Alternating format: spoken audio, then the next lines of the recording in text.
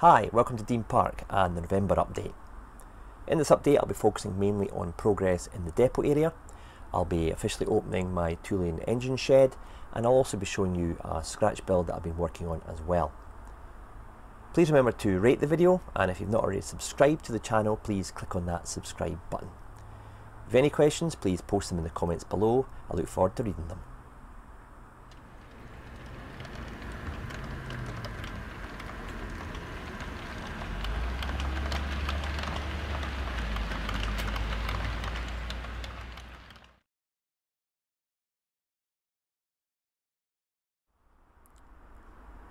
Okay, first off, you'll notice that the depot has now received its ballast, and this has all been fixed down.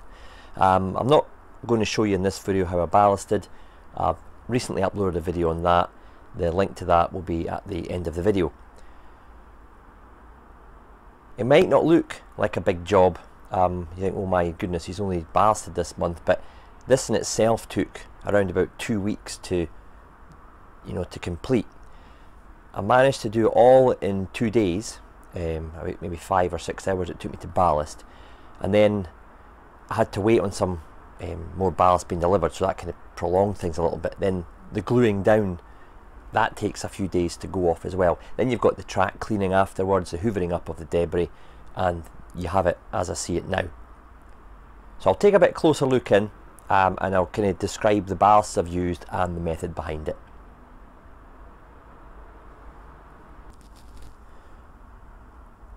First off, we've got the main lines here, and that's the Woodland Scenics Grey Blend medium ballast. I've also mixed a little bit of fine ballast in there as well, just to give it that variation. At the depot area, that's just fine ballast, again the Grey Blend from Woodland Scenics. There's no shoulder, ballast shoulder in the depot area, it's all flat. I'm working from pictures from Haymarket Depot in the 1980s.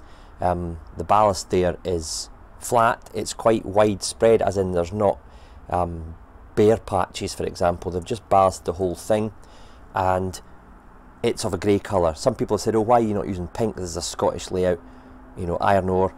Well, in the 80s it was predominantly grey in the central belt, so I'm using what was prototypical for that time. Obviously, having no ballast shoulder and the finer ballast, the track seems to sit flatter. If I show you a ballast shoulder in the next clip on the main line, you'll understand what I mean by that. That'll allow me to fit accessories on top of the ballast, like my yard lamps and any line-side huts.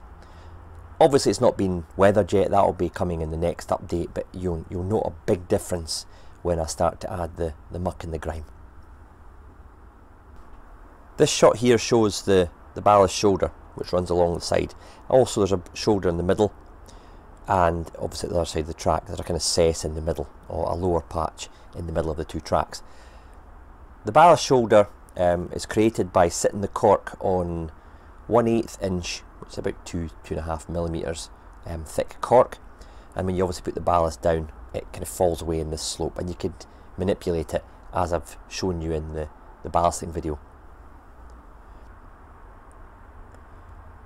At this part of the depot, we've got the fine ballast on obviously the depot tracks, and the medium ballast on the main lines. I've used a mixture of ballast along the side of the cable trunking at both sides, obviously because it's got to be bed into the area, so the ballast will there to kind of support it. In this area I've left it blank.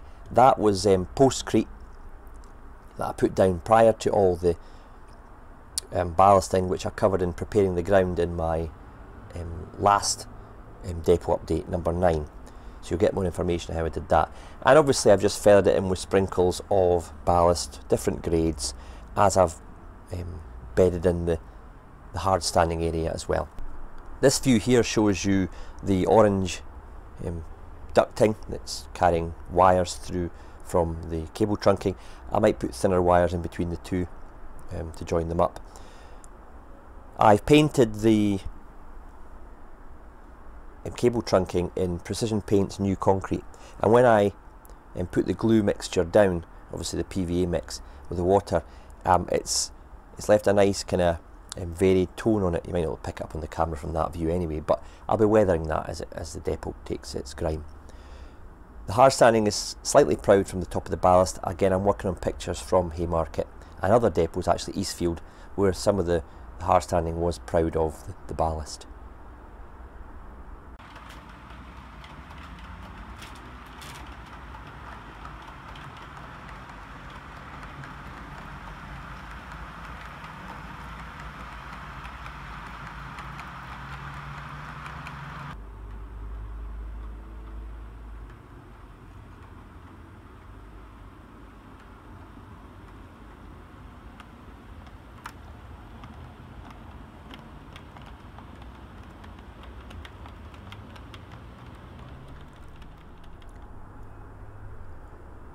At the far end of the depot, I've got my scratch built and walling area for the fueling point.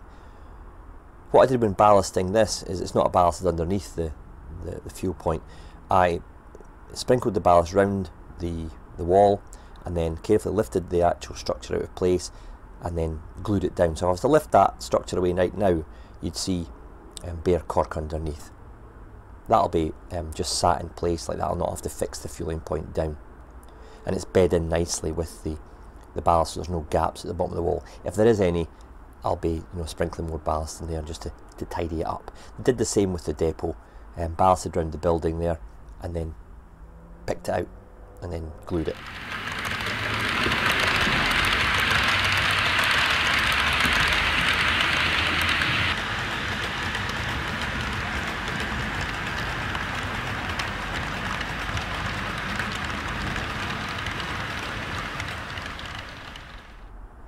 Just quickly looking at this view, that's where the fueling point will go back. I just removed it while I was putting the glue down.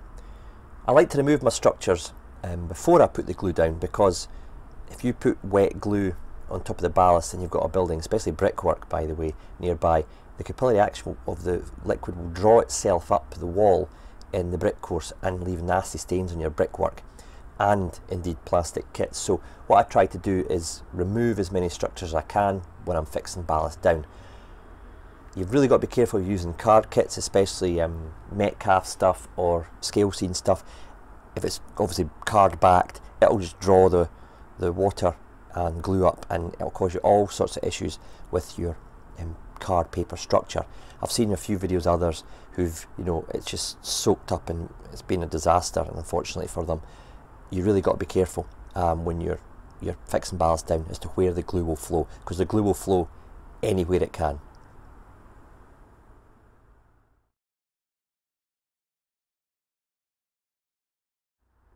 Last month, just for fun, I gave you a little choice of which loco you'd like to see drive into the Railway Laser Line's 2-lane engine shed and be the first loco in there. I give you 6 options, and the order from 6th to 1st is: in 6th position was the Class 40, in 5th position was the Class 47-4 Rail Riders, in 4th position was the Class 26, in 3rd position was the Class 50, and in 2nd position was number 37417 Highland Region, and that makes the winner 47710, which is in front of you now, which is Sir Walter Scott. So let's see this loco drive into the new shed.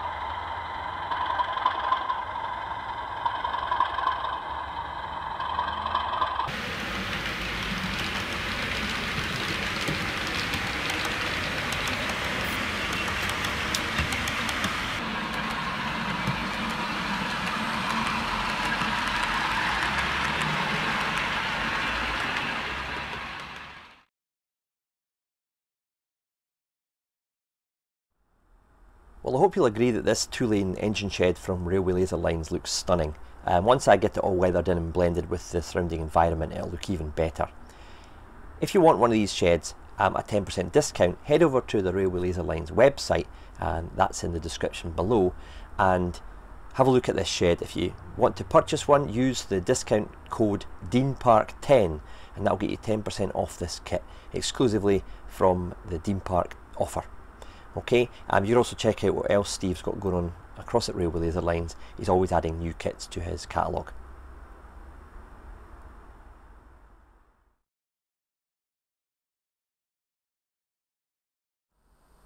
Before I go on to the rest of the update, I'd just like to give you a shout out, and this is being done in conjunction with Richard Hughes across at St Michael's Hill, and he's asked if channels on YouTube can shout out to other channels with under 1,000 subscribers. So I'm going to give my shout out, and this is for New Durham Junction. Craig along there at New Durham Junction has got a nice little layout on the scene there, so you might want to go and check his layout and give him some feedback and ideas. So that is New Durham Junction.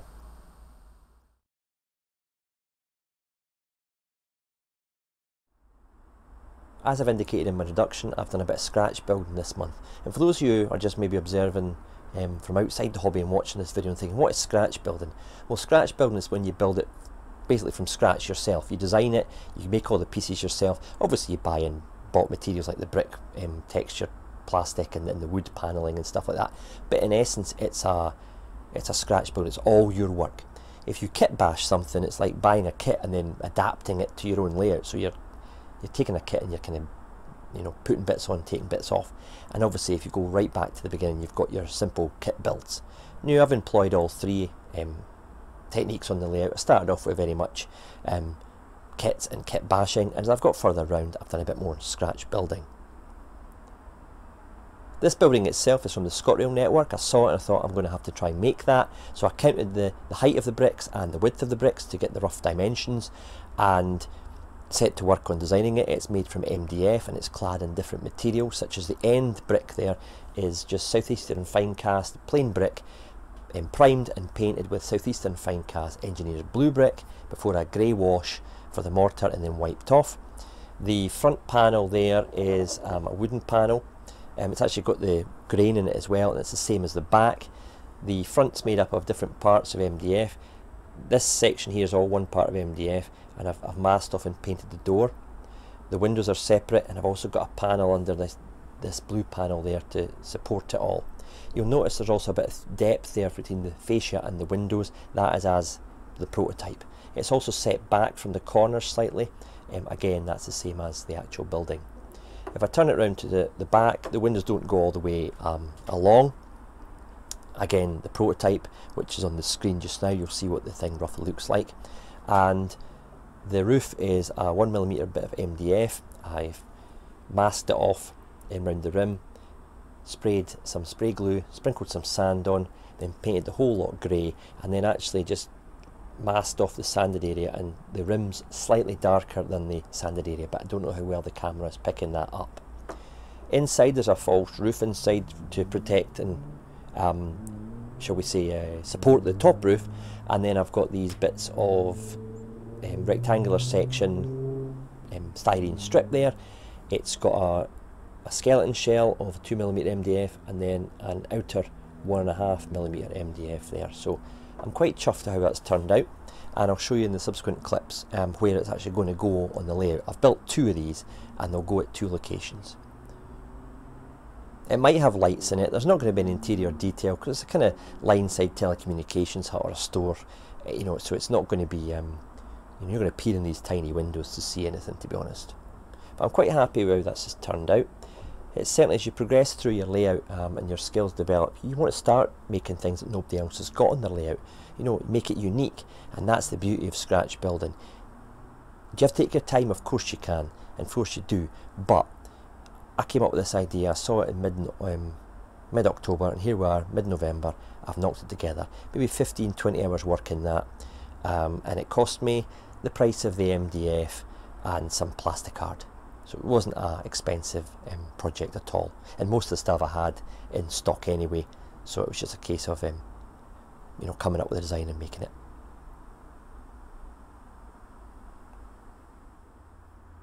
The area that the new shed's going in is this area here, and it will replace this Bachmann Scene Craft corrugated shed.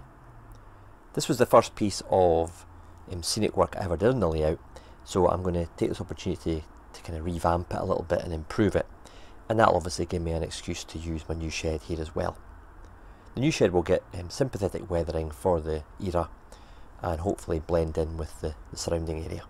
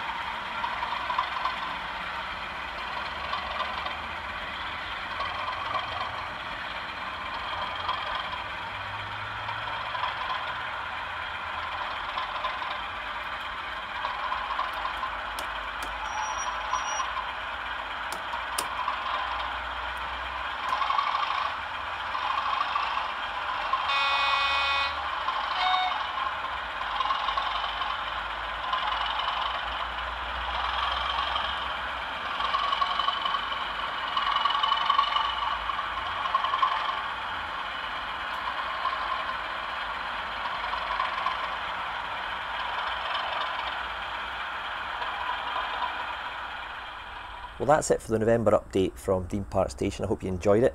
Certainly it's been a busy month in terms of the work I've been doing with the scratch build that I've shown you, plus all the ballasting in this depot and fixing it down and stuff like that. It takes its time, especially juggling within other things you've got going on as well. If you want to follow me on Facebook, my closed group is Dean Park Station. You can ask to join that. It's great for sharing your own modelling progress, asking questions, and there's always somebody on the group that will be able to help you and answer any queries you may have. I'm also on Instagram, Dean Park Station again. If you want to follow me on that, I post quite a few pictures and little teaser pics as to what I'm doing in between the video updates here on YouTube.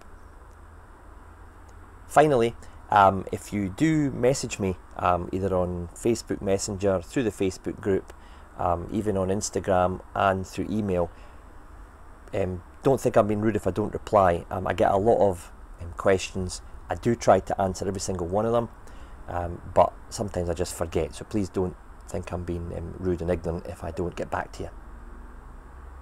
On that note, I hope you enjoyed the update, and until next time, happy modelling.